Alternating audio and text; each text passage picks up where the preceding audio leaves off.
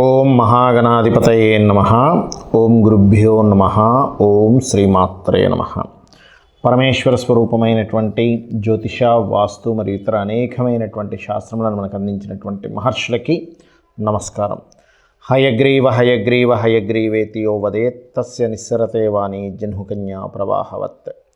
అరుణాం కరుణాతరంగితాక్షీం ధృతపాశాంకుశపుష్పబాణచాపాం అనిమాదిభిరావృతాం మయూకైః అహమిత్యేవ విభావయే భవానీం. శ్రీమాత్రే నమః.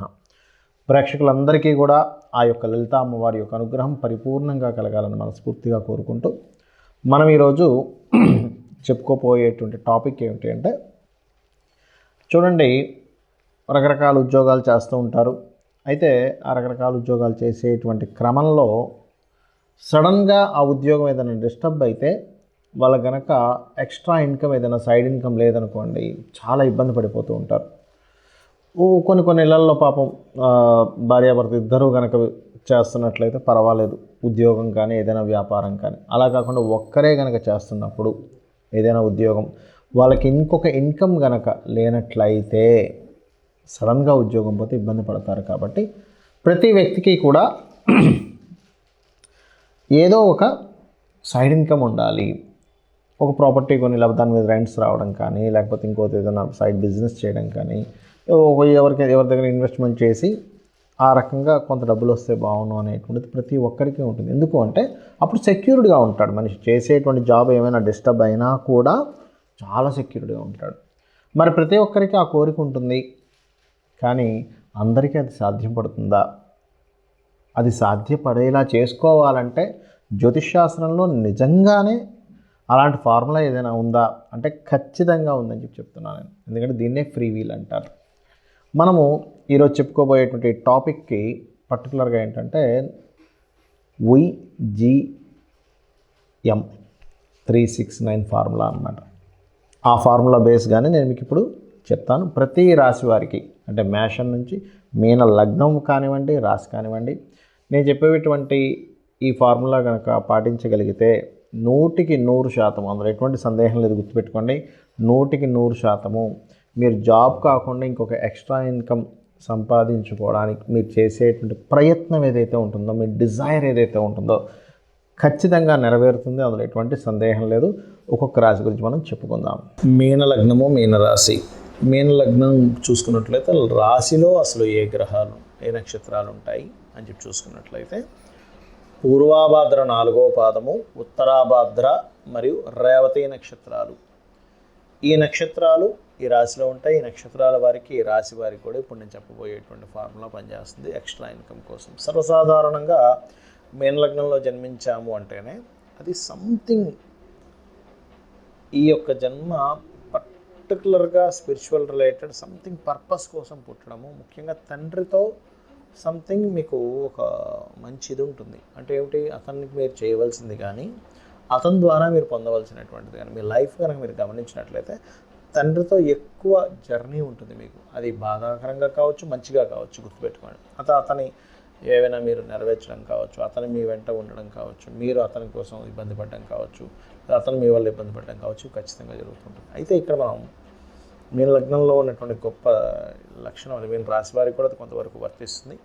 అయితే ఇక్కడ మనకు ఈ టాపిక్ ఏంటంటే పర్టికులర్గా ఈరోజు ముఖ్యంగా మీరు ఏదైతే ఎక్స్ట్రా ఇన్కమ్ కోసం చూస్తుంటారో, ఉన్న జీతం సరిపోవట్లేదు, ఖర్చులు పెరిగిపోతున్నాయి, పిల్లలకు మంచి చదువులు చెప్పించాలి, అలాగే ఉండిపోతే అది మనం ఫ్యూచర్లో ఖర్చులు పెరిగిపోతున్నాయి, మన ఇన్కమ్స్ తగ్గిపోతుంది, వెనకబడిపోతాము అని అనుకునే వారందరికీ కూడా ఇది పనిచేస్తుంది. మీరు దీనికి ఏం చేయాలి అంటే నవగ్రహాల దగ్గరికి వెళ్ళండి. మీకు దగ్గరలో ఆలయంలో నవగ్రహాలు ఉంటాయి కదా, ఆ నవగ్రహాల్లో ప్రత్యేకంగా మీరు శుక్రగ్రహము, మీ తృతీయ అష్టమాధిపతి అయినటువంటి శుక్రగ్రహం, అష్టమాధిపతి గుర్తుపెట్టుకోండి. అదేవిధంగా శుక్రగ్రహము మరియు బుధగ్రహము. సో శుక్ర బుధ, బుధుడు ఈ లగ్నానికి బాధకుడు అవుతాడు, శుక్రుడేమో అష్టమాధిపతి అవుతాడు. సో ఈ బాధకుడు మరియు అష్టమాధిపతి ఈ గ్రహాల దగ్గరికి నవగ్రహాల్లో వెళ్ళి అక్కడ శుభ్రపరచండి దాన్ని ఫస్ట్ నీటితో. ఎందుకంటే నీటితో శుభ్రపరిచి చేసిన తర్వాత వచ్చేటువంటి రిజల్ట్స్ అమోఘంగా ఉంటాయి. వీళ్ళు చక్కగా ఒక చెంబు నీళ్ళు పోస్తారు, చక్కగా తుడిచేస్తారు, అయిపోతుంది. అది పెద్ద కష్టమైన విషయం కూడా కాదు. చేసి వాటికి పసుపు కుంకుమ చక్కగా మళ్ళీ అలంకరణ చేసి, ఒక వీలైతే చిన్న పూలదండ కూడా వేసి, లేదా 2 పువ్వులు అలంకరణగా చేసి, పువ్వులకి నీటికి సంబంధం ఉంటుంది. అందుకే మన వాళ్ళు చాలా గొప్ప లాజిక్ ఉంటుంది. పుష్పం ఏదైతే ఉందో మీకు హ్యాపీనెస్ని ఇచ్చేటువంటి ఫలితాన్ని అది అక్కడ నుంచి వచ్చేలా చేస్తుంది అన్నమాట. కాబట్టి పుష్పాలు దొరకలేదు 2 అక్షంతులతో కూడా పూజ చేయొచ్చు. ఆ రకంగా స్తోత్రం చదువుతూ పూజ చేసి ఆ యొక్క బుధగ్రహము శుక్రగ్రహానికి సంబంధించింది అక్కడ ఒక చక్కగా చిన్న నైవేద్యం, మిశ్రీ కావచ్చు, బెల్లం కావచ్చు, అరటిపండు కావచ్చు, ఏదైనా నైవేద్యాన్ని పెట్టి 9 ప్రదక్షిణాలు చేయండి. దీపారాధన చేస్తారు, నైవేద్యం పెడతారు. 9 ప్రదక్షిణాలు చేసిన తర్వాత మీకు అదే ఆలయంలో అమ్మవారిది కానీ స్వామివారిది కానీ, అంటే విష్ణుమూర్తిది కానీ, లేదా అమ్మవారి ఉన్నా, లేదా శివునిది ఉన్నా పర్వాలేదు, శివాలయం ఉన్నా, అక్కడికి వెళ్ళి చక్కగా ప్రదక్షిణాలు చేసుకొని కూర్చొని 3 ప్రదక్షిణాలు చేయొచ్చు. అయితే మీకు తెలిసే ఉంటుంది, శివుని ప్రదక్షిణ చేసేటప్పుడు ఇలా అంటే సగం ప్రదక్షిణం చేసి మళ్ళీ వెనక్కి వస్తారు. ఆ రకంగా చేయండి.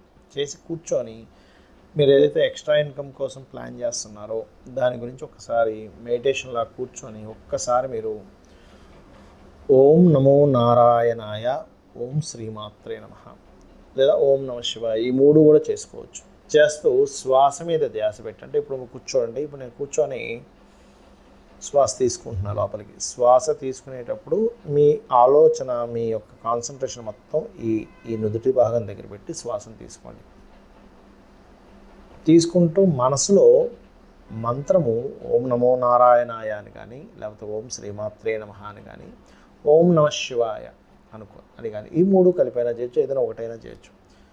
అలా చేస్తూ ఈ శ్వాసని ఇక్కడికి తీసుకుంటున్నట్టుగా భావిస్తూ మళ్ళీ వదులుతూ అదే నామం తీసుకుంటే అదే నామం 1-2 నిమిషాలు చేయండి.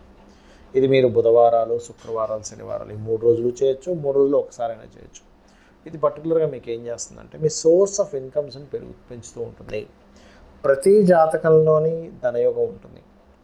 దాన్ని ఎలా యాక్టివేట్ చేసుకోవాలనేటువంటి చాలా ముఖ్యమైనటువంటి అంశం. కాబట్టి చేయండి. అండ్ అలాగే మరొక విషయం ఏంటంటే ఇక్కడ వీటితో పాటు ప్రత్యేకంగా మీరు చేయవలసిన మరొక గొప్ప ఇదేంటంటే, మీరు ఈ వారాలు వీలైతే కనుక కాస్త నాన్ వెజిటేరియన్ లాంటిది తినకుండా ఉండండి. ఇది అంటే ఈ ప్రక్రియ మరింత బాగా పనిచేస్తుంది. సో మరొక విషయం ఏంటంటే, ఇది ఇప్పుడు ఇండియాలో ఉంటే పర్లేదు, మరి ఫారిన్ కంట్రీస్లో ఉంటే ఎలాగా, అక్కడ నవగ్రహ టెంపుల్స్ ఉండొచ్చు, ఉండకపోవచ్చు, ఒకవేళ ఉన్నా అలౌ చేయకపోవచ్చు దీపారాధన చేయడానికి. నేను చాలా యూఎస్ కంట్రీస్లో కూడా చూసాను, అక్కడ ఉంటాయి కానీ వాళ్ళని అక్కడ పెట్టనివ్వరు. దీపాన్ని ఇంకో దగ్గర వెలిగించండి అంటూ ఉంటారు. అప్పుడు ఎలాగా అంటే, ఇంట్లోనే చక్కగా మీరు పసుపు ముద్దతో మనం గణపతిని చేస్తూ ఉంటాం పూజ చేసేటప్పుడు.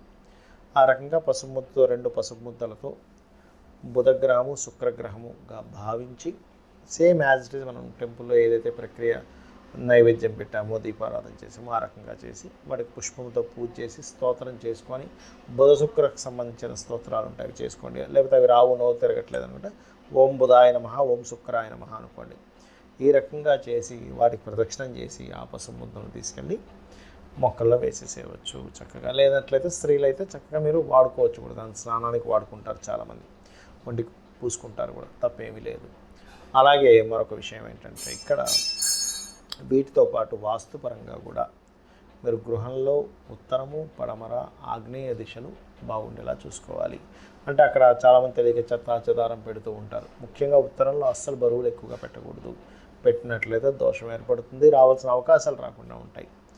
అదేవిధంగా వైట్ కలర్ ఉండేలా చూసుకోండి ఉత్తరంలో, లైట్ గ్రీన్ కలర్ ఆగ్నేయంలో వచ్చేలా చూసుకోండి. దీనివల్ల ఏమవుతుందంటే, మనం చేసే ప్రయత్నం మన గ్రహస్థితి రీత్యా చేసుకుంటున్నాము, దీంతో పాటు వాస్తుపరంగా వచ్చేటువంటి శుభ ఫలితాలు కూడా రావడం జరుగుతుంది.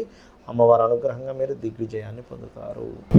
మీరు చేస్తున్నటువంటి సాధన పూర్తి స్థాయిలో మీకు ఫలించాలంటే కొన్ని స్టెప్స్ పాటించాలి. అది ఆఖరిలో చెప్తాను, అదేంటో ఇప్పుడు నేను మీకు చెప్తాను. పాయింట్ నెంబర్ 1 గుర్తుపెట్టుకోండి. ఇప్పుడు చెప్పిన సాధన రెగ్యులర్గా చేయండి, రోజు చేయండి. రోజు ఎలా చేస్తారు? హ్యాపీగా చేయండి.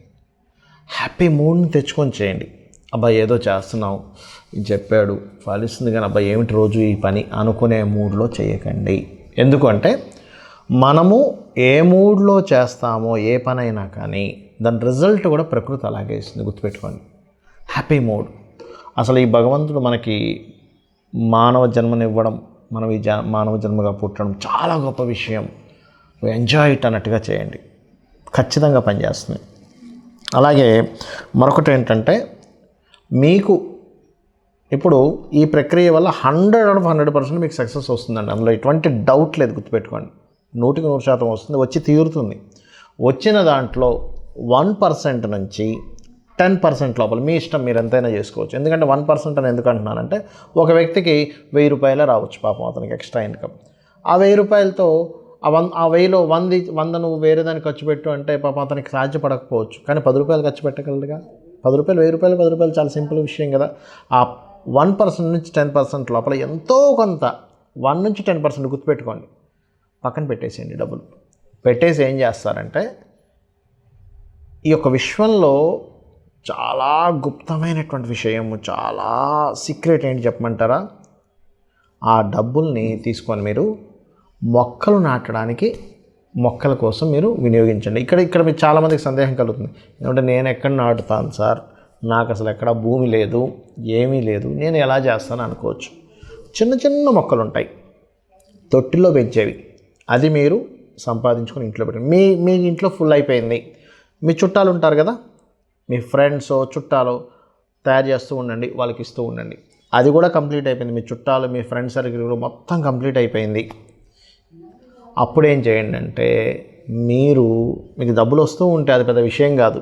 ఎందుకంటే ఇంత మీరు చేస్తున్నారంటే మీకు కొన్ని, అంటే ఎంత ప్లేస్ కొనుక్కునే డబ్బులు ప్రకృతి ఇస్తుందంటే, ఎందుకంటే మీరు ఏం చేస్తున్నారు, ఫస్ట్ మీరు ఏం చేస్తున్నారు బాగా అబ్జర్వ్ చేయండి. మొక్కల్ని ఇవ్వడం ప్రారంభిస్తున్నారు.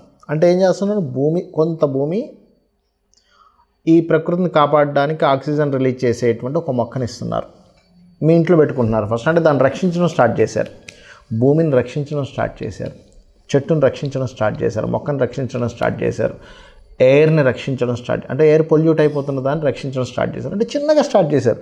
మీరు ఏదో 1000 లక్షలు ఖర్చు పెట్టట్లా, జస్ట్ ఎంత ఉంటుందండి, ఒక 50 రూపాయలు 100 రూపాయలు చిన్నది వచ్చేస్తుంది మీకు. స్టార్ట్ చేశారు, మీరు ఇంట్లో స్టార్ట్ చేశారు. బాల్కనీస్లో, అపార్ట్మెంట్ అయితే బాల్కనీస్లో పెట్టుకోవడం.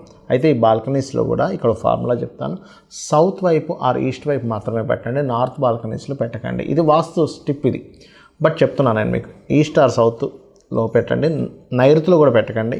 లేదా బిల్డింగ్ పైన ఈస్ట్ ఆర్ సౌత్లో పెట్టుకోండి మీరు మొక్కలు చక్కగా. ఎవరి బిల్డింగ్ మీద వాళ్ళు కనుక మొక్కలు పెంచుకోవడం కనుక స్టార్ట్ చేస్తే, ప్రకృతిలో మీరు కనుక దీనికి సంబంధించి చేశారా, ఇది మీకు తెలియకుండానే మీరు పొరపాటును కూడా మీరు ఇంకా మీరే కాకుండా మీ వంశం కూడా ఎక్కడొక రుణ రోగ శత్రువుల్లోకి వెళ్ళదు. ఎందుకు వెళ్ళదు? పచ్చదనం అనేటువంటిది బుధుడు. మనం ఎవరైనా అప్పుల పాలవుతున్నామన్నా, రుణాల పాలవుతున్నామన్నా, రోగాల పాలవుతున్నామన్నా, శత్రువుల పాలవుతున్నామన్నా బుధుడు పాడైతేనే అవుతుంది. మీరు ఏం చేస్తున్నారు, ఫార్ములాలో దీన్ని పెంచుతున్నారు.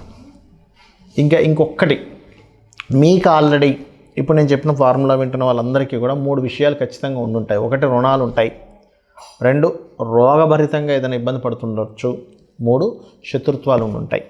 ఈ 3ని ఫస్ట్ తొలగించుకోవాలి. ఎలా తొలగించుకోవాలి? రుణం ఉందనుకోండి, మీకు రోజుకు ఒక ½ an hour ఓం అపర్ణాయై నమః అనే మంత్రాన్ని సాధన చేయండి, రోజు 1/2 an hour. రుణం ఉంటే గనక, లేదండి నాకు రోగం ఉందండి, ఓం సర్వవ్యాధి ప్రశమని సర్వమృత్యు నివారణి అగ్రగణ్య అచింత్య రూప కలికల్మషనాశిని చేయండి. లేదంటే నాకు శత్రువులు ఉన్నాయి, మా ఇంట్లో వాళ్ళతో శత్రుత్వం, బయట వాళ్ళతో శత్రుత్వం, కోర్టు కేసు ఉంది, అది ఉంది, ఇది ఉంది, దీంట్లో నేను ఈ సాధన చేయాలి. ఎందుకు చెప్తున్నానంటే, ఫస్ట్ ఈ సాధన చేసేటప్పుడు ఇవి తొలగితే కానీ, అంటే ఈ కర్మలు తొలగితే కానీ మీ సాధన ముందుకు వెళ్ళదు, గుర్తుపెట్టుకోండి. మరి శత్రుత్వాలు ఉన్నాయి, ఏం చేయాలి? ఓం నమో నారాయణాయ, ఓం కుమారస్వామి నమః, లేదా ఓం కార్తికేయ స్వామి నమః అని ఒక ½ an hour చేసుకుంటూ ఆ శత్రువుని ఎలా ఫీల్ అవుతారంటే, వాడు నాకు శత్రువు కాదు, వాడు నాకు మిత్రుడు అని ఫీల్ అవ్వండి. వాడు నాకు శత్రువు కాదు, వాడు నాకు మిత్రుడు. ఎప్పుడు కూడా శత్రుభావము, రుణభావము, రోగభావము యాక్టివేషన్లో ఉంటే మీ డిజైర్ భావం యాక్టివేషన్ అవ్వదు. ఇది ఆస్ట్రాలజీ ఫార్ములా. ఇవి చేయండి, 100% మీరు ఐశ్వర్యవంతులు అవుతారు. ఐశ్వర్యం అంటే అన్నీ ఉండడం మనిషికి. శ్రీమాత్రే నమః.